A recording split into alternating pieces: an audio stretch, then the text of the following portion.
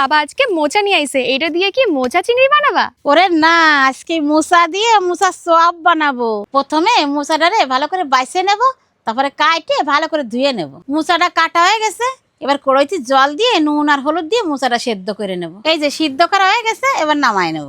এবার শুকনো খোলায় করে বাদাম ভেজে নেব। এবার জিরে, ধনে, মৌরি, শুকনো লঙ্কা শুকনো খোলায় ভেজে নেব। কড়াইতে সর্ষের তেল দিয়ে কুচনো পেঁয়াজ, রসুন, আদা আর কাঁচা লঙ্কা একটু কষায় নেব। সাথে একটু লবণ আর হলুদও দিয়ে দেবো। মুসারা একটু রান্না করে নিছি, এবার সিদ্ধ করা আলুটা দিয়ে দেবো। খানিক সময় রাঁধতে নিয়ে এবার জিরের গুঁড়ো, ধনিয়ার গুঁড়ো আর লঙ্কার গুঁড়ো দিয়ে দেবো। রান্না প্রায় হয়ে গেছে, এবার চিনি, ওই ভাজা বাদাম, ধনিয়া পাতা দিয়ে আর একটু সময় রাঁধতে নিয়ে ওই ভাজা মশলাটা দিয়ে নামাই নেবো। একটা বাটিতে কর্নফ্লাওয়ার, ময়দা, নুন আর অল্প অল্প জল দিয়ে গুলাই নেবো। এই রান্না করা মুসাটা এরকম গোল গোল করে শেপ দিয়ে একবার ময়দার গুলা আর একবার ব্রেড কামের মধ্যে কোট করে নেব। সব কটা বানায় নিছি, এবার কড়াইতে তেল দিয়ে তেল গরম হয়ে গেলে উল্টোই পাল্টাই লাল লাল করে ভাজিয়ে নেব। এই যে মুসার সব বানানো হয়ে গেছে, এ খাতি ভারী স্বাদ লাগে।